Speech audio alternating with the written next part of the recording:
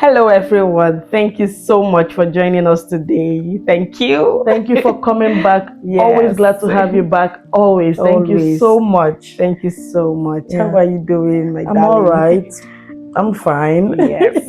And how are you doing? I'm good. Same.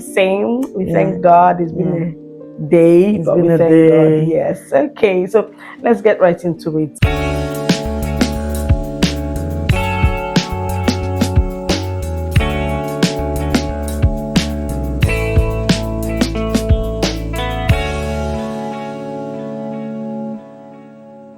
The people we love the most, the people we care about the most, I feel like they are the ones who annoy us the most. That's what I think. Yes. You be your own people. Yeah, that's right. Yes. But I think that we should just come in with grace. Just show up in your marriage relationships or friendship relationships. Yes, whichever one. You always have to put up with unpleasant things. Yes. You see unpleasant things a lot. You go see Shege, my brother, my sister. From your own, your very own person. Yeah, but you have to show up every day with grace. Cut them some slack, but not avoidance. You don't avoid. You come in with grace. So, like we all got our issues. Yeah, like we are not perfect. Nobody's perfect, So we all come into relationships with our own idiosyncrasies and one or two issues here and there. Grace. Yes. Grace. Everybody's crazy. Everybody has a thought of craziness somewhere. So what do you do in like recurrent irritable habits? Exactly. It's those recurrent habits actually that put you off all the time. You're like, why would this person change? Yes, why would you keep having this cycle and every time? That's why we need to come into relationship. I feel like we all need to come into relationship with loving with perspective. Yes, with perspective. Love with perspective. Don't enable. That's true. Yes, don't enable the wrongs, the negatives. You can encourage the good ones, but you come in, be ready to cut some weed off from some things here and there. I think like hold the next person account. Yes, exactly. That level of accountability. And the person too should be ready to be accountable. Yes. So because some people like going to love and they overlove the next person and they don't even know that they are beginning to enable that person's the flaws of the other person. So, but when you love with perspective, I feel like you're holding the next person to account that these are the boundaries. This is we need to get it right. We need to know that you can't always continue to be unpleasant in this aspect. We need to evaluate this thing that we are doing once in a while. Self-check and all of that. And because you're relating with someone, you're relating with a human being, and you can't keep poking the person and expect the person not to break. I remember a scripture that really talked about love. I think 1 Corinthians 13 from verse 4 to 7. Yes. And if I love scripture. I love scripture, I love that scripture. And it says here that love is patient and kind. Love is not jealous or boastful or proud or rude. It does not demand its own way. It's not irritable. It keeps no record of being wronged. It does not rejoice about injustice, but rejoices whenever the truth wins. Love never gives up, never loses faith, is always hopeful, and endures through every circumstance. But what if the person you are in a relationship with, what if the other person, the other party, does the exact opposite of everything that has been read here on a daily basis?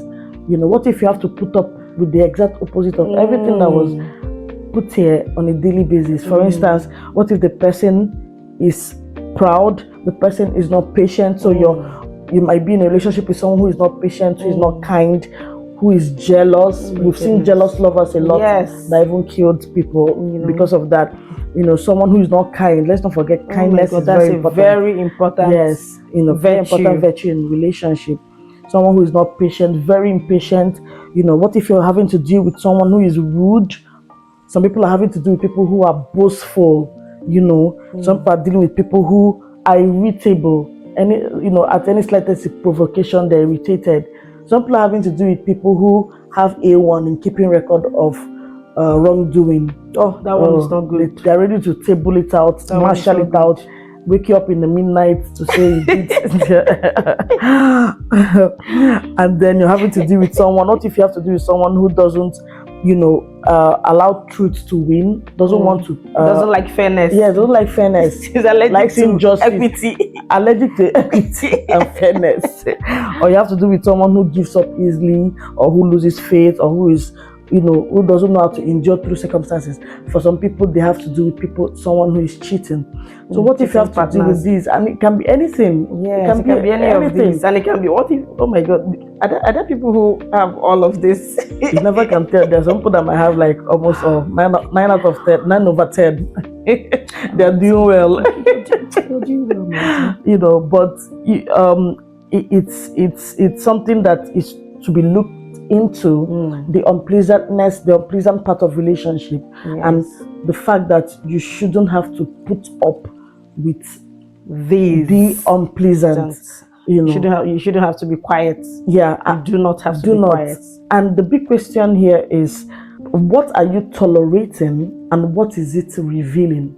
So what you're putting up with can be revealing a lot about you. Yeah, it can be revealing that you're blindly in love, because you're the one in love. All of us are not in love with you. We're not all in love with you. So you're the one there, but we are the onlookers, So it might be revealing that you are the one blindly in love, and then you're putting up with these things, and you're foolish enough to stay there and not allowing wisdom to guide your love endeavors. Yeah, you understand? That's what I think, because you can be blindly and foolishly going in love, and you're not giving room for wisdom because of how blind you've become in love. You've become. Yes. You're not allowing wisdom to guide that love, because it's until wisdom guides your love that your eyes will open to so many things. Another thing it can be revealing, it can also be revealing your true love for money above your own happiness. Because really, that's what I feel. I feel like that's true. Yeah, because some people because some people it's really a matter here. Because some people, some people like love money. They love money. Yes, we all love money, but some people like treasure money.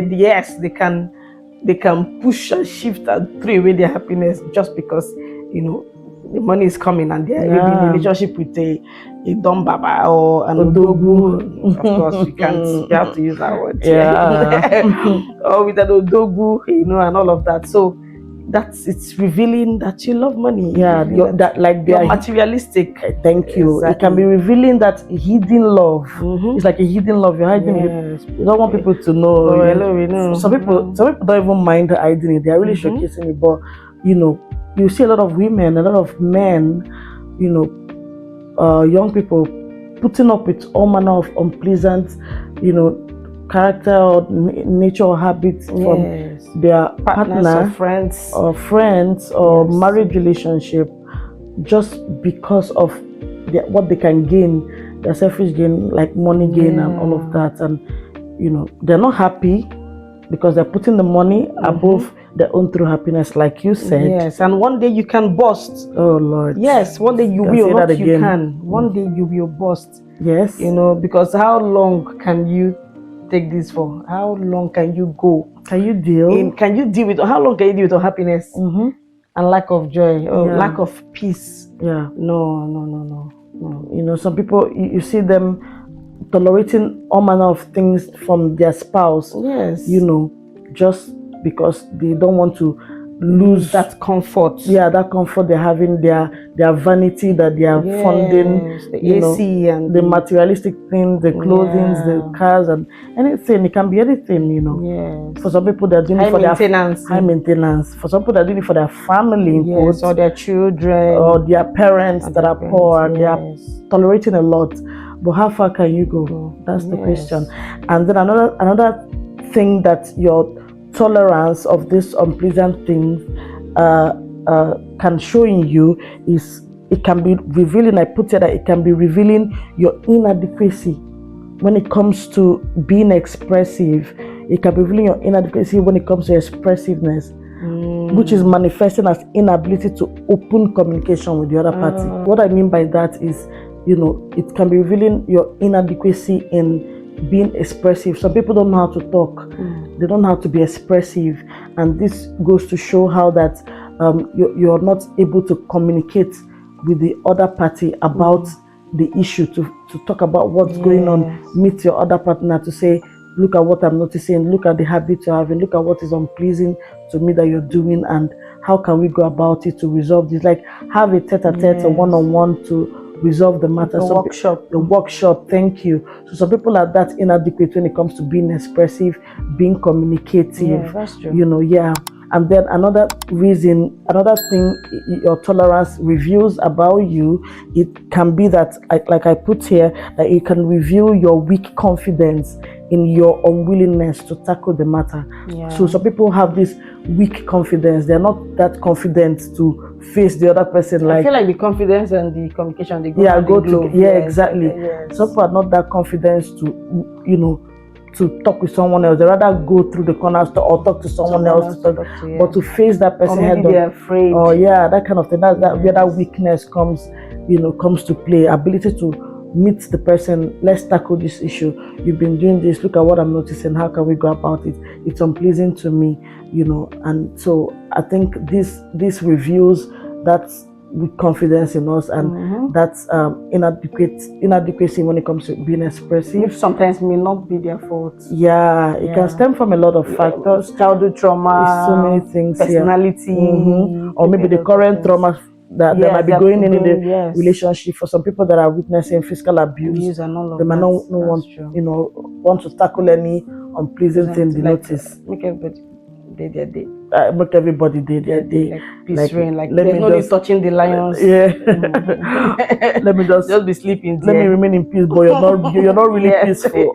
Exactly. You're not really at peace. So I think that's it. And I feel like it can also be revealing one's need for more knowledge. Exactly. Yes, because I think that some people don't have all it takes, wisdom-wise, knowledge-wise, to tackle some of these unpleasant things. So this would reveal that you need help. You need help, like to know how. You need the technical know-how. You need help. You just need help. Like, I need help. Call for help. Some people they don't know that they should call for help or go for knowledge. Like equip themselves with, read books. Research.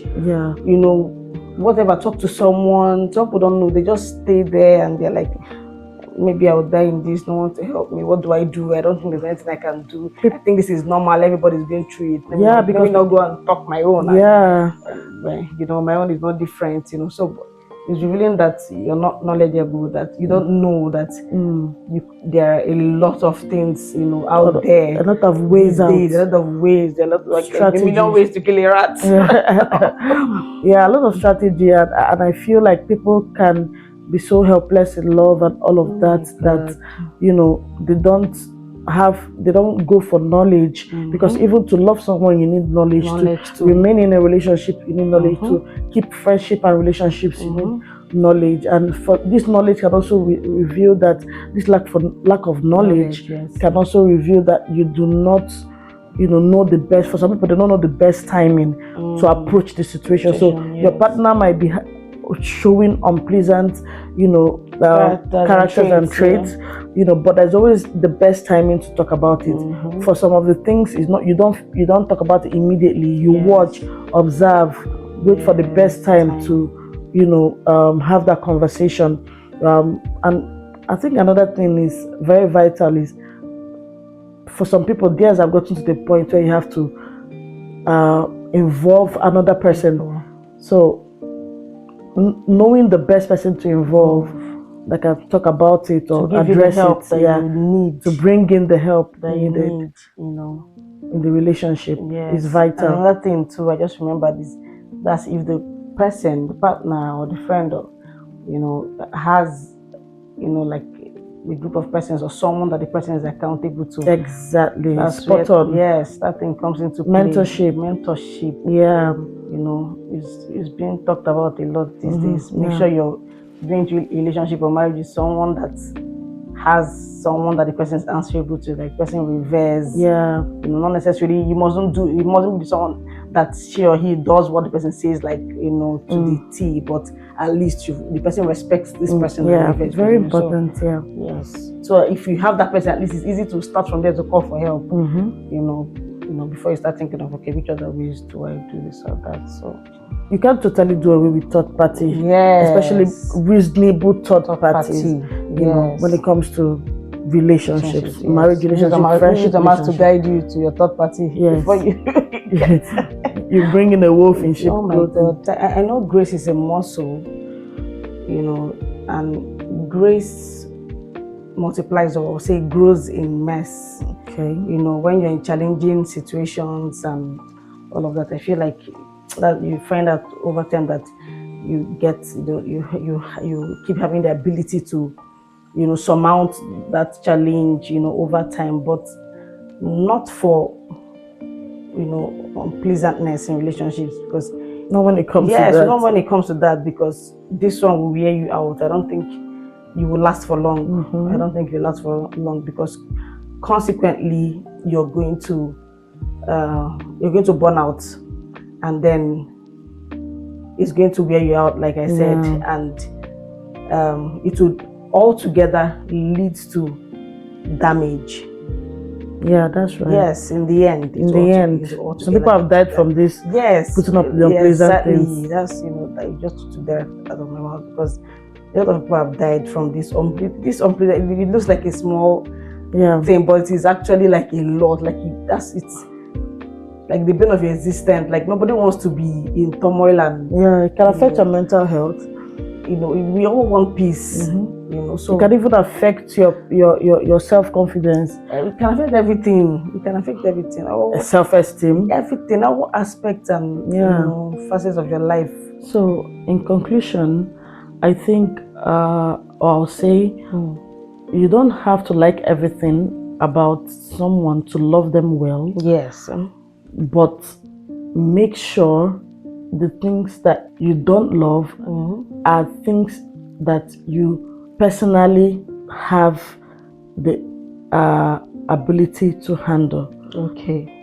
Make sure the things that you don't love about the person are things that you can handle, things that you can bear with. You don't have to like everything about them to love them well, but just make sure that the things that you don't like are things that you can handle and not things that can kill you. The market you can buy. Exactly.